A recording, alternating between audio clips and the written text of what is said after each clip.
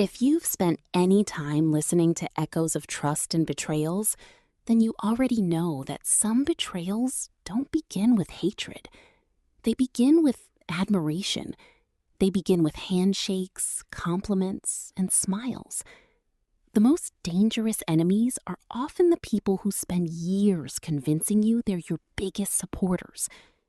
Before we begin today's story, I want you to answer a question in the comments.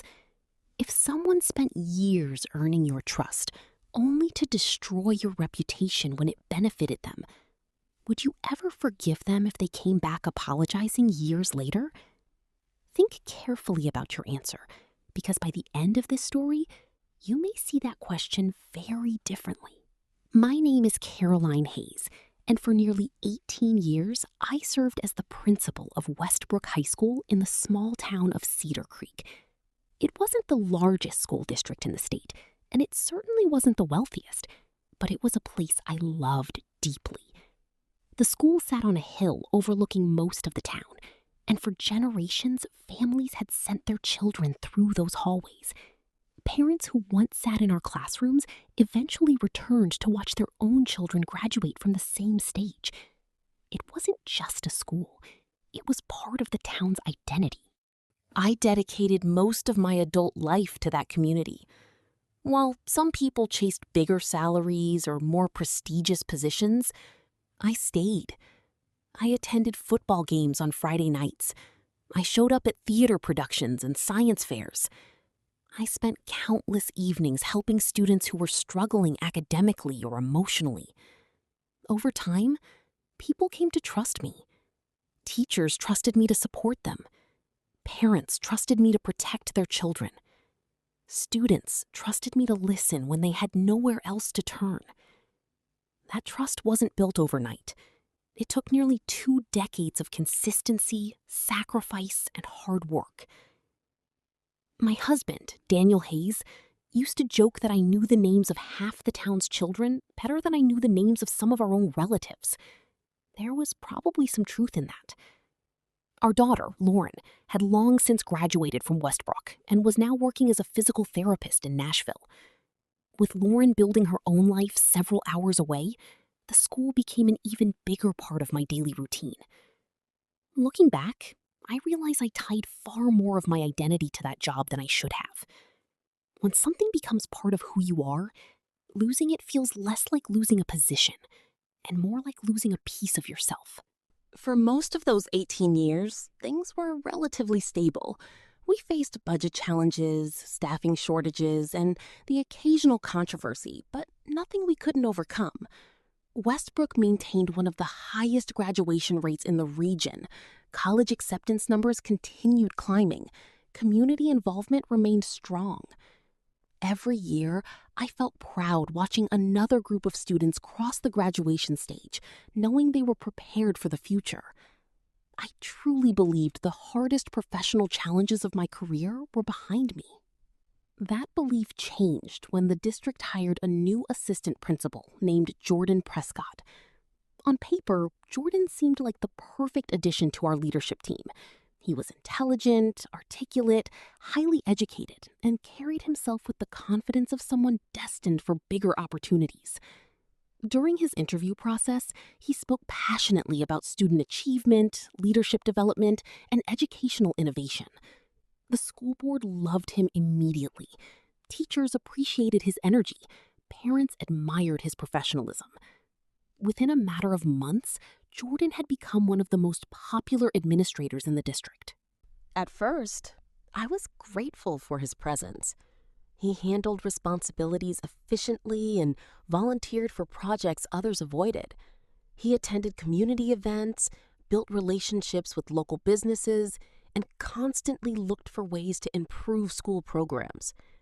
If someone had asked my opinion of him during that first year, I would have described him as ambitious, hardworking, and dedicated. In fact, I often defended him when a few veteran staff members quietly suggested that something about him felt overly calculated. I dismissed those concerns as resistance to change. After all, every strong leader attracts critics. As time passed, however, small details began catching my attention. Jordan had an unusual habit of presenting ideas directly to the school board before discussing them with me. Occasionally, I would hear teachers mention conversations with him about future administrative plans that I knew nothing about. Parents sometimes referenced promises Jordan had supposedly made regarding programs or policy changes that had never been approved. None of these incidents seemed significant enough to cause serious concern, but together they created a subtle feeling that something wasn't quite right. What made the situation difficult was that Jordan never behaved disrespectfully in public. Quite the opposite. He constantly praised me during meetings. He complimented my leadership in front of parents and teachers. Whenever reporters from the local newspaper interviewed him, he made sure to credit the school's success to the administrative foundation I had built over the years. On the surface, he appeared incredibly supportive. Looking back now, I realize that's exactly why nobody questioned him. People rarely suspect betrayal from someone who seems determined to flatter you. About 2 years after Jordan joined the district, concerns emerged regarding funding connected to a new technology modernization initiative. The project involved upgrading classroom equipment, replacing aging computer systems, and expanding digital learning resources for students. The investment was substantial, but the school board strongly supported it because everyone agreed the improvements were necessary. When questions first surfaced regarding financial discrepancies, I wasn't particularly worried. Large projects occasionally experienced accounting errors or reporting delays. I assumed the issue would be resolved quickly through routine audits. Unfortunately, that isn't what happened. Within days, rumors began spreading throughout Cedar Creek. Parents started discussing missing funds during sporting events and community gatherings. Teachers whispered about investigations in faculty lounges. Social media pages filled with speculation from people who knew absolutely nothing about the situation, but felt comfortable sharing opinions anyway. Somehow, confidential information began leaking before investigators had completed their review. Worse still, many of the rumors seemed designed to point suspicion directly at me. The speed at which my reputation began unraveling was shocking. People who had known me for years suddenly seemed uncertain. Conversations stopped when I entered rooms. Friendly greetings became awkward nods. Individuals who once trusted my judgment started looking at me differently. The accusations hadn't even been proven, yet many people were already acting as though a verdict had been reached. It was one of the most painful lessons of my life. Trust takes years to build, but doubt can spread through a community in a matter of days. Then came the morning that changed everything. I arrived at Westbrook High expecting another difficult day of answering questions and managing concerns. Instead, I found 2 district investigators waiting inside my office. Their expressions immediately told me this wasn't a casual meeting.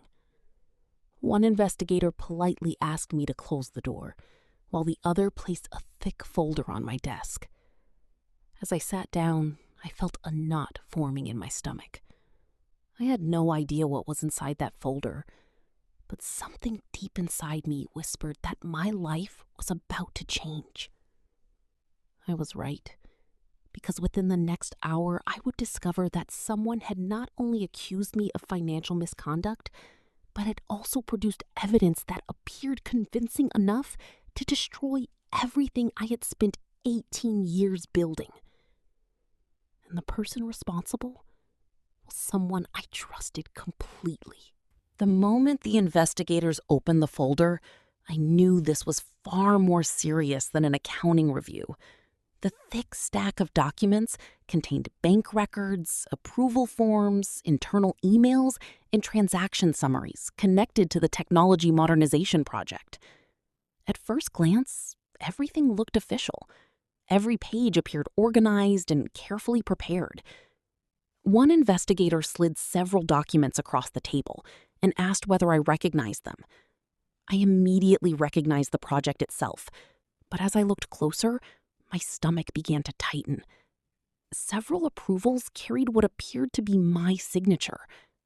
The problem was that I had never signed them. I explained this immediately. I told them the signatures were not mine and that I had never authorized those transactions.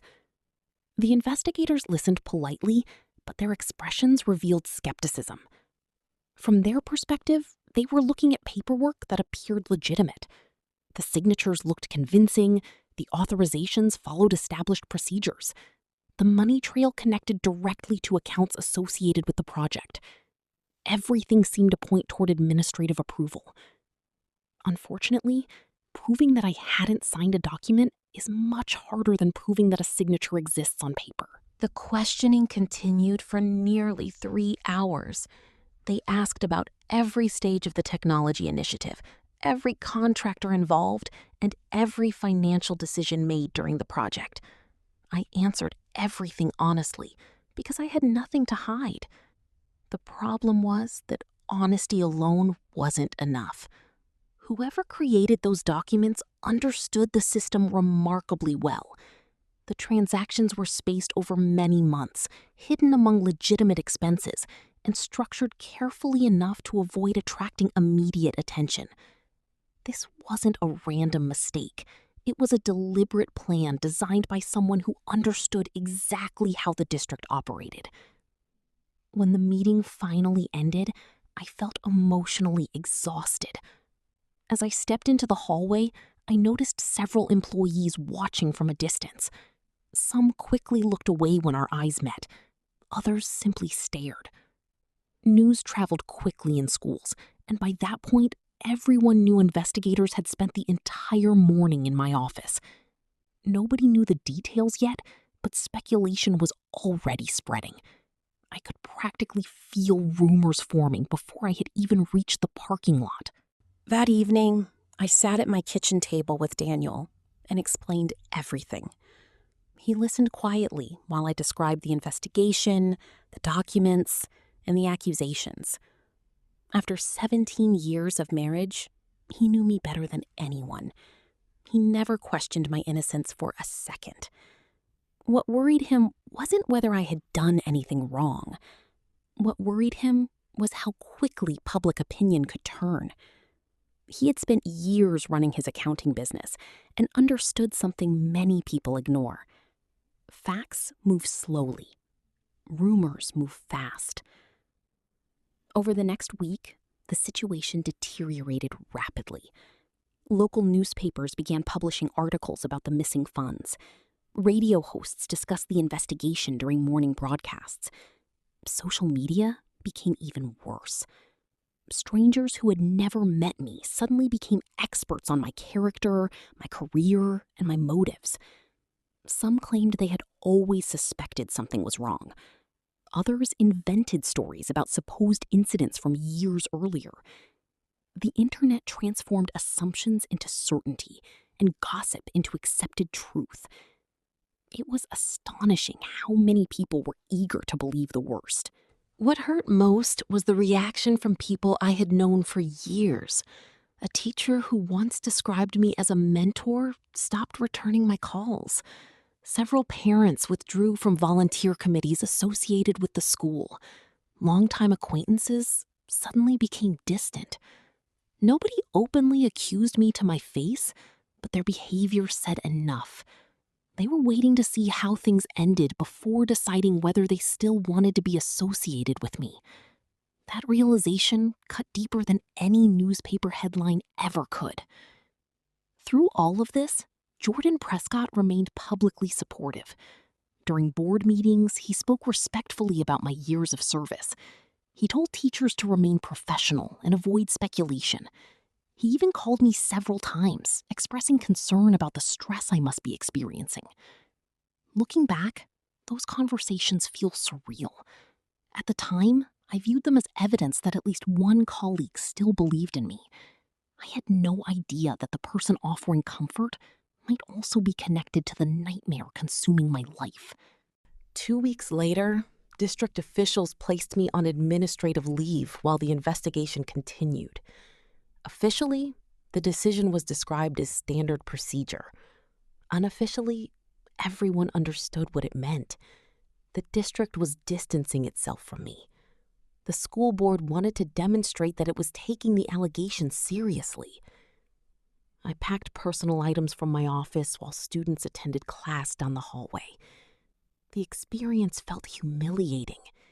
18 years of service suddenly reduced to a cardboard box filled with framed photographs and professional awards. The day I left the building, I encountered a group of students near the entrance. Several of them looked confused. One young woman approached me and asked whether I was coming back. For a moment, I struggled to answer. I wanted to reassure her. I wanted to tell her everything would be fine. Instead, I simply told her that I hoped to return soon. As I walked away, I realized how little control I had over what happened next. My future, my reputation, and my career were suddenly in the hands of investigators trying to determine who had stolen hundreds of thousands of dollars. Then, just when I thought the situation couldn't get worse, a local journalist published information that had never been released publicly. The article contained details from confidential audit reports, including transaction records and internal findings that only a handful of people should have been able to access. The leak created an immediate scandal. District officials were furious. Investigators were blindsided. Someone on the inside was feeding information to the media, and they were doing it for a reason. That article changed everything because it introduced a new possibility. Up until that point, I had believed I was dealing with financial misconduct. Now, for the first time, I began considering something much darker. Someone wasn't simply stealing money. Someone was actively controlling the narrative. They wanted the public to reach a conclusion before the investigation reached one. They weren't interested in the truth. They were interested in making sure I looked guilty. And as I sat in my living room late that night, rereading the article, one detail kept bothering me. The leaked information included documents that should have been accessible to only a very small group of administrators. The list wasn't long. In fact, when I wrote down every person who could have accessed those records, there were only 5 names on the page. One of those names was Jordan Prescott. That name didn't leave my mind. Jordan Prescott. It repeated itself in my thoughts like a warning I couldn't ignore, no matter how many times I tried to push it away. I had spent nearly 2 decades learning how to read people, how to sense tension in a room, how to recognize when something was off. But suspicion is a dangerous thing when it attaches itself to someone you once defended. It clouds judgment, and I refused to let emotion replace facts. Still, for the first time since the investigation began, I stopped thinking of the situation as a general fraud case. It was no longer just about missing money or forged documents. It was about access, timing, and control. Someone inside the system had to understand exactly how Westbrook High handled approvals, audits, and reporting structures.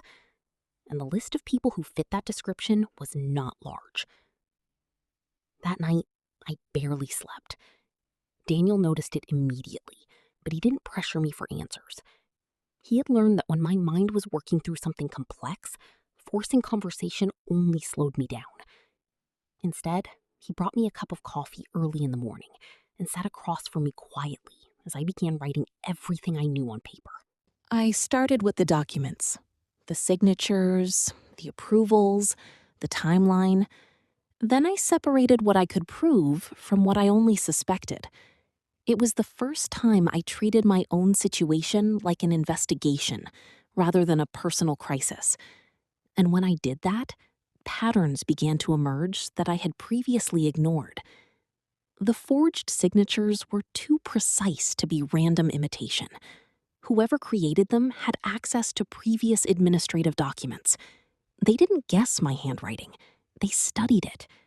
That level of detail suggested someone who had worked closely with district records, someone who understood not just my signature, but how I authorized approvals under pressure, how I initialed drafts, and how I typically handled urgent funding requests.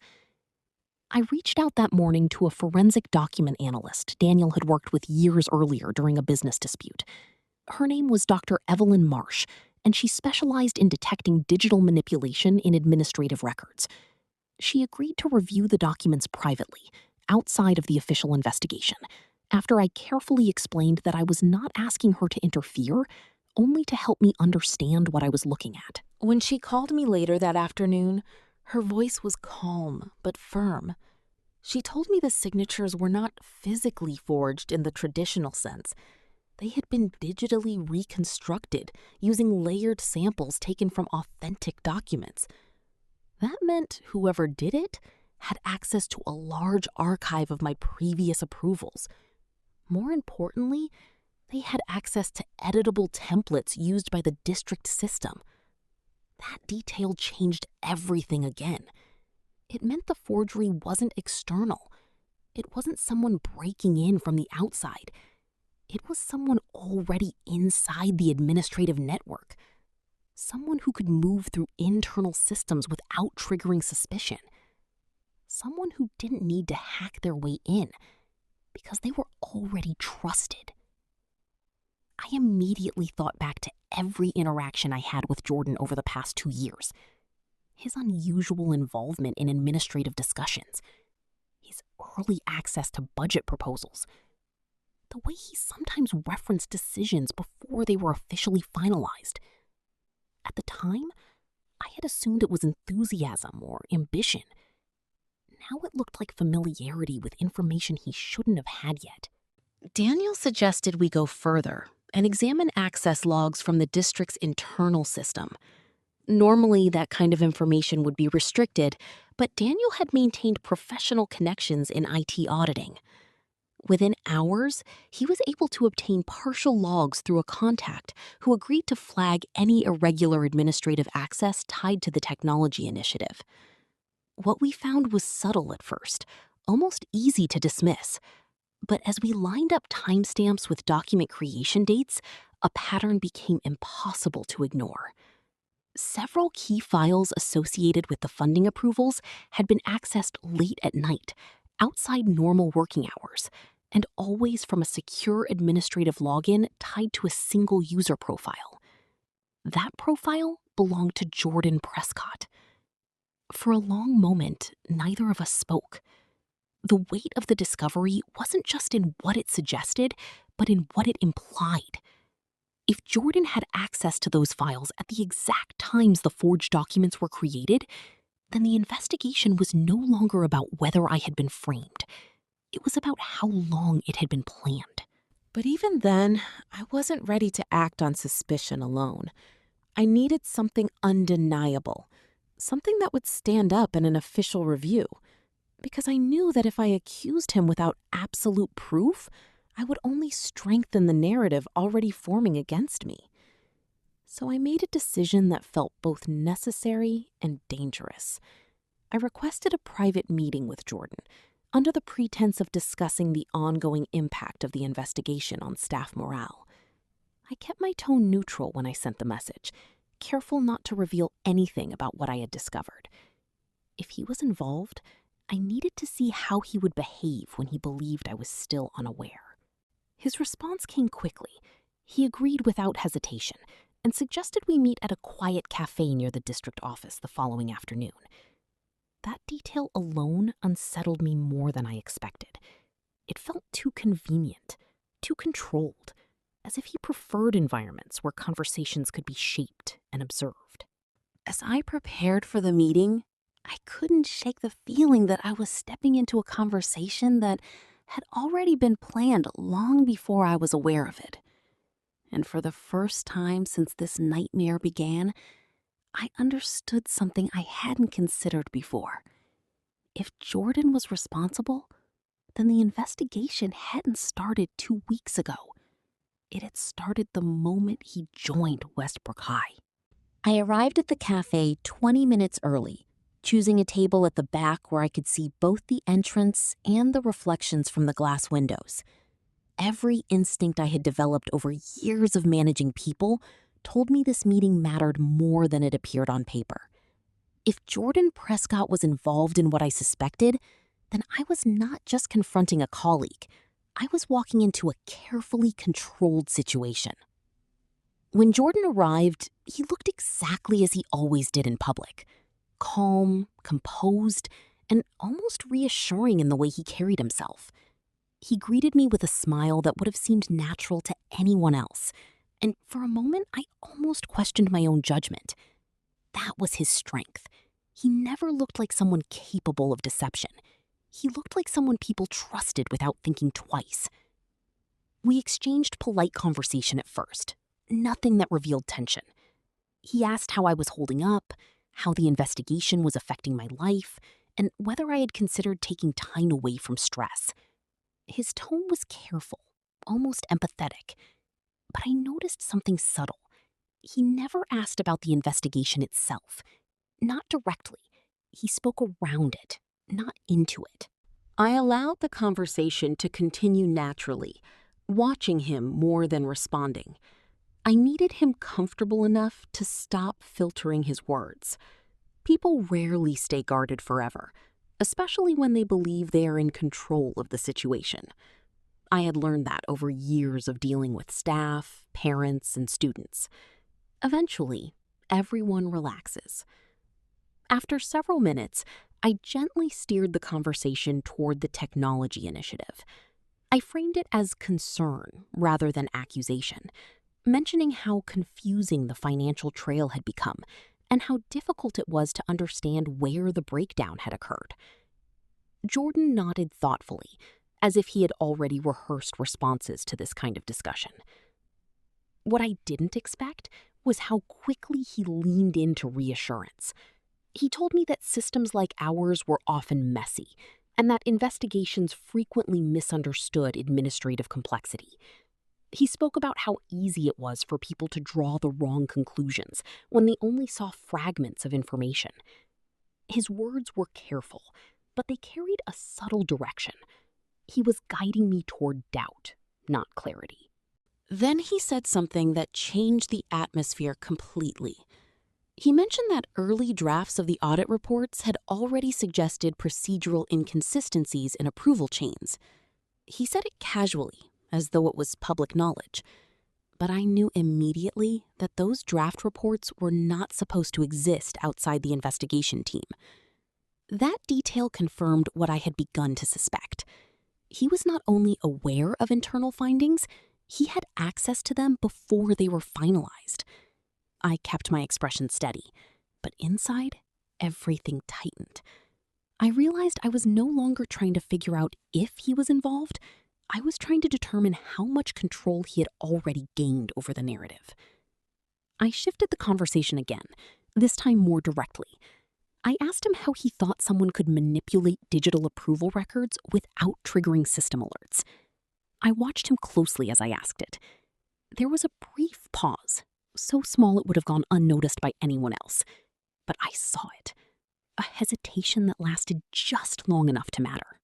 He responded by explaining theoretical vulnerabilities in administrative systems, almost academically, as though he were distancing himself from the idea. He spoke about access permissions, shared credentials, and the importance of internal audits. But as he talked, I noticed something unsettling. He was not guessing. He was describing mechanisms with precision. By the time the conversation ended, I had not received a confession, and I had not gained proof. But I had confirmed something far more important. Jordan was not simply aware of the system. He understood it at a level that allowed manipulation without detection. And that meant whoever had framed me was not improvising. They were executing something structured, planned, and deeply familiar with Westbrook High's internal operations. As we left the cafe separately, Jordan shook my hand and told me to stay strong.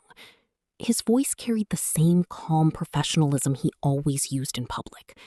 Anyone watching would have seen nothing unusual. But as I stood on the sidewalk afterward, I realized something had shifted. He knew I was getting closer, and instead of panicking, he was adjusting. The moment I returned home after the cafe meeting, I knew I could no longer rely on intuition alone. Jordan's words had been too polished, too intentional, as if every sentence had been carefully shaped to guide my thoughts in a direction he controlled. What I needed now was something that could not be influenced by charm or deflection. I needed undeniable structure, the kind of evidence that existed whether someone admitted it or not. Daniel was already waiting for me in the study when I arrived. He had printed out the latest batch of access logs and cross-referenced them with timestamps from the audit documents. The table between us looked like a map of invisible movements, each line representing someone stepping into places they should not have been at very specific moments.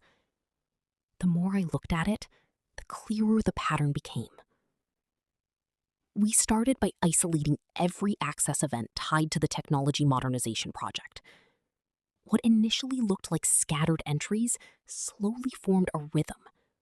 Certain files were accessed repeatedly, always within short windows of time, and always followed by document modifications that aligned with the forged approvals.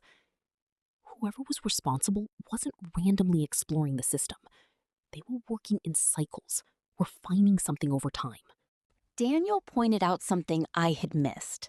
The access times often fell during periods when most staff had already left the building, but the system still recorded active administrative presence. That meant the person responsible either had late-night access privileges or deliberately chose times when oversight was minimal. Either way, it indicated confidence, not hesitation. As we traced deeper into the logs, another pattern emerged that made my stomach tighten. Several access entries were routed through different terminals within the district network, but they all resolved back to the same authentication profile. It wasn't just one device being used. It was one identity moving through multiple points of entry, masking activity across the system. That identity, once again, belonged to Jordan Prescott. But this time, it was not just about access. It was about consistency. Every time a forged document appeared, there was a corresponding system interaction from his profile within hours. Every time a financial approval was altered, his login appeared somewhere in the chain. It was no longer coincidence. It was alignment. Still, I resisted the urge to jump to conclusions.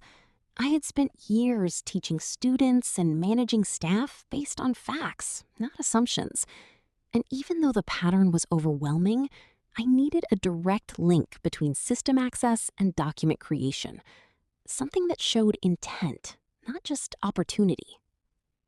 That is when Daniel discovered something unexpected buried in archived system backups. Hidden within metadata logs was a secondary layer of file tracking that most administrators never reviewed. It recorded not just who accessed a document, but which editing interface was used during modifications. Most entries were routine, but a handful stood out immediately. Those standout entries showed that the forged approval templates had been edited using an internal administrative tool reserved for senior leadership access. That tool required elevated permissions, the kind not distributed widely across staff. In fact, only a small group had consistent access to it, and Jordan was one of them. At that point, the investigation shifted from suspicion to structure. We were no longer asking whether he had the ability. We were seeing how that ability had been used repeatedly over time without detection. It was methodical, controlled, and far more extensive than I had originally imagined.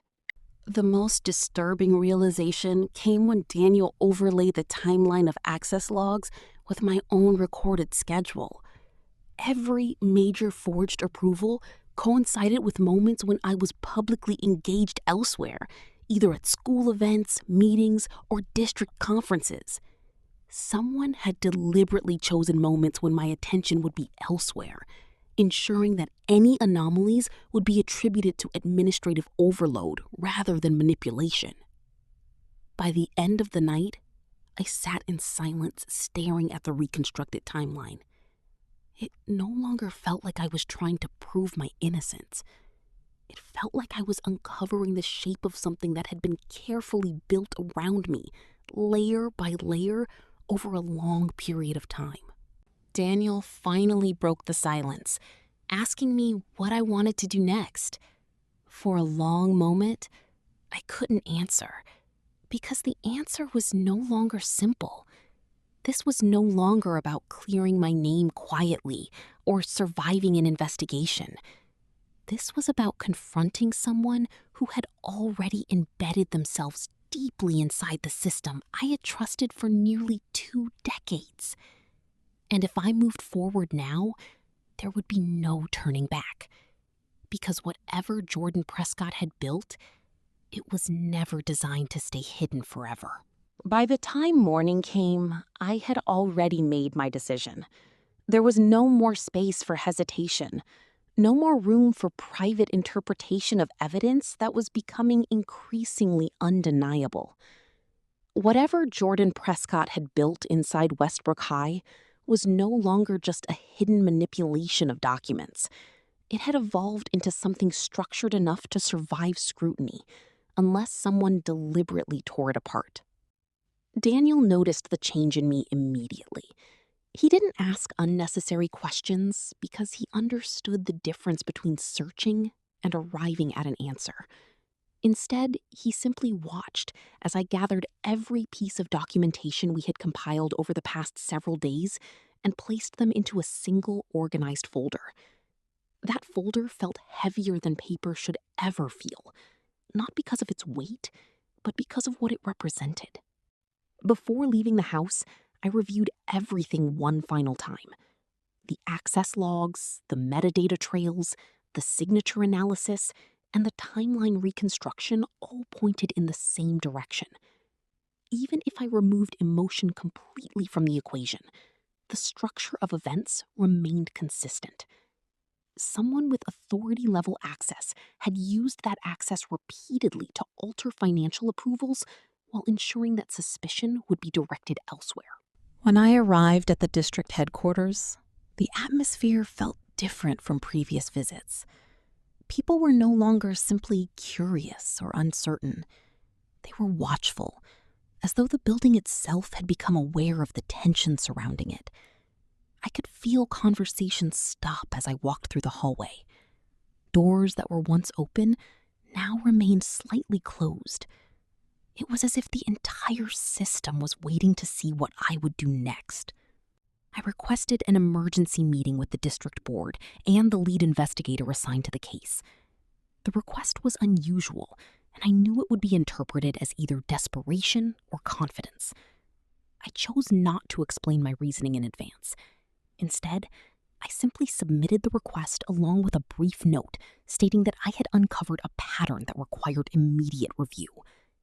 While waiting for the meeting to be approved, I sat alone in my former office. The space no longer felt like mine, even though my name was still on the door. It felt temporary, suspended between what it had been and what it was about to become. I thought about the years I had spent building trust in that environment, never imagining that trust itself could be turned into a weapon against me. When the investigators arrived, I did not waste time with introductions or emotional framing. I placed the folder on the table and asked them to examine the timeline of system access alongside the forged approval records. I explained nothing beyond what was necessary to understand the structure of the evidence. I had learned that too many words can sometimes dilute clarity. As they began reviewing the material, I watched their expressions shift slowly from skepticism to focused attention. They were trained to look for patterns, and now those patterns were laid out in front of them with precision. The alignment between access logs, document creation, and administrative permissions was too consistent to dismiss as coincidence.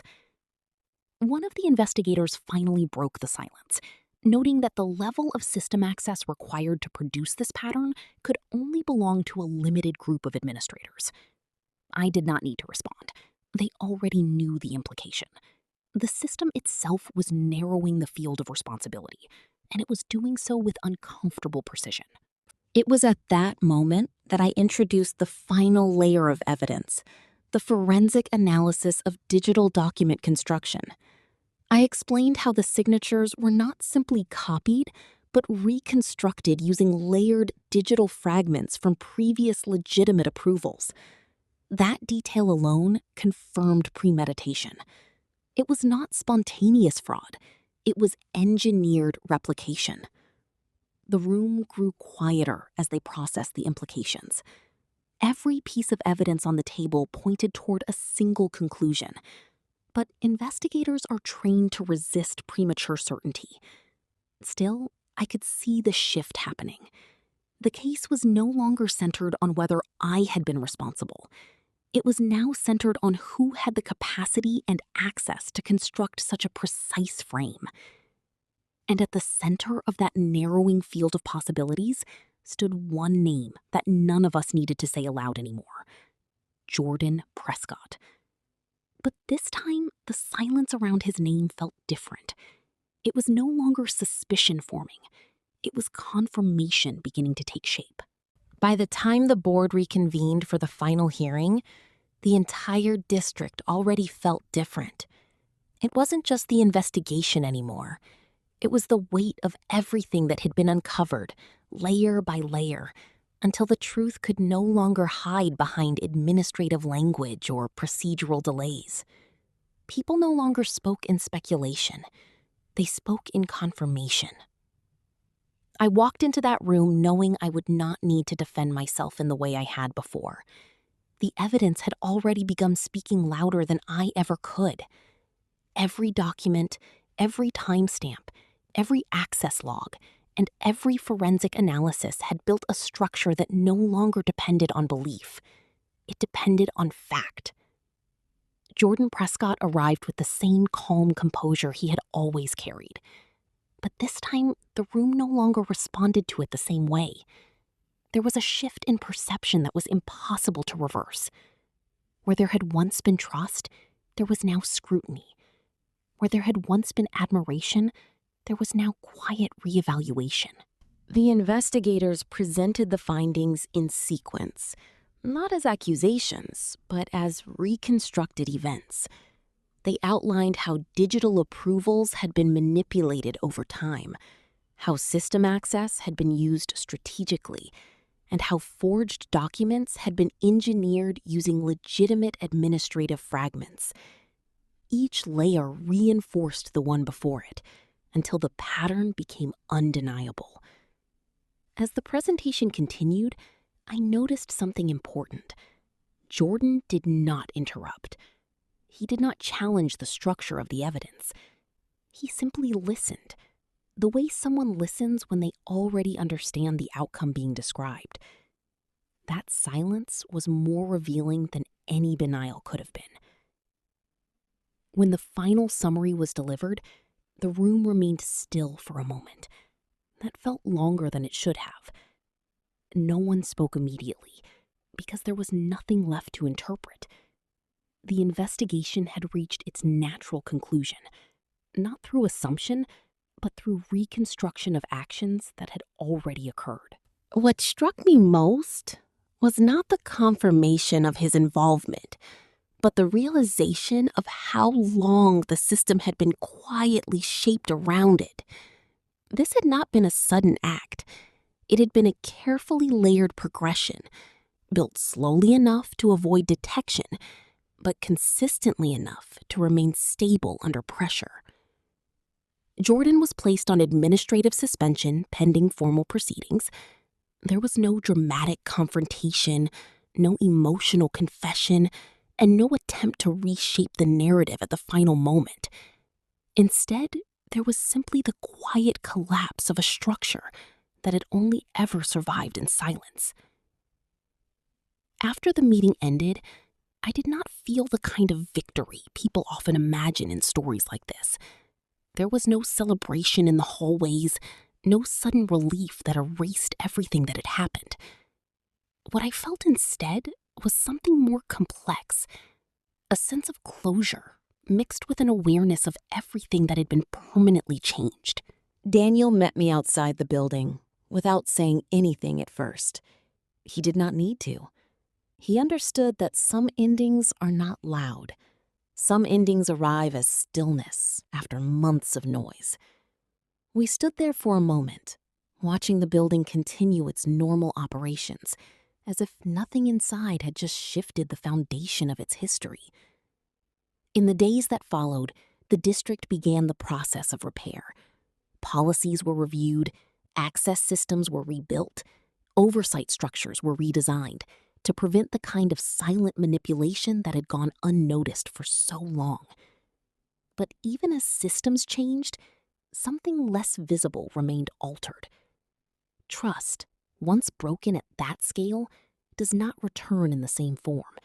It rebuilds differently, more cautiously, more slowly, and with greater awareness of how easily it can be redirected when no one is watching closely enough. I returned to Westbrook High weeks later, not as someone reclaiming authority, but as someone witnessing the aftermath of what truth had revealed. The hallways were still filled with students, still carrying the same noise of everyday life, but beneath it was a quieter understanding that something foundational had shifted. As I stood near the entrance, where everything had once begun to unravel, I realized that betrayal does not always end with destruction. Sometimes it ends with clarity. It strips away illusion until only structure remains. Now that everything is over, I keep replaying it in my mind. Not just what happened to E, but how it all finally ended for him. Jordan Prescott didn't fight it in the end the way I expected. When the evidence was fully laid out, when there was nowhere left for explanations to hide, the version of him I thought I knew just stopped holding up. The confidence, the control, the careful distance he always kept, it all collapsed under the weight of what couldn't be denied anymore. He was removed from his position immediately, placed under formal investigation, and barred from any contact with the district while legal proceedings began. And for the first time since all of this started, the system that he once used so carefully to move in silence finally closed in on him instead. I won't pretend that hearing it brought me satisfaction. It didn't. What it brought me was clarity, because I realized something important in that moment. People like that don't always fall because of one mistake. They fall because eventually, truth catches up to everything they tried to bury. And still, even after all of it, I find myself thinking about how close it all came to destroying me completely. How easily my name could have been erased from something I spent my entire life building. How quickly trust turned into suspicion before I even had a chance to defend myself. That's what stays with me the most. Because betrayal like this doesn't just target your position, it targets your identity. It makes you question not only who you trusted, but how you trusted at all. So I want to ask you something, honestly. If someone you trusted completely was slowly building a situation meant to destroy your life, do you think you would have caught it in time? Or would you have believed them right up until the moment everything collapsed? I really want to see your answers in the comments, because I think we all believe we'd notice until we're actually inside it. If this story stayed with you, then thank you for being here till the end with me. This is Echoes of Trust and Betrayal. Don't forget to like, subscribe, comment your thoughts, and share this with someone who needs to hear it. And just remember, sometimes the people who look the most trusted are the ones you should never stop paying attention to.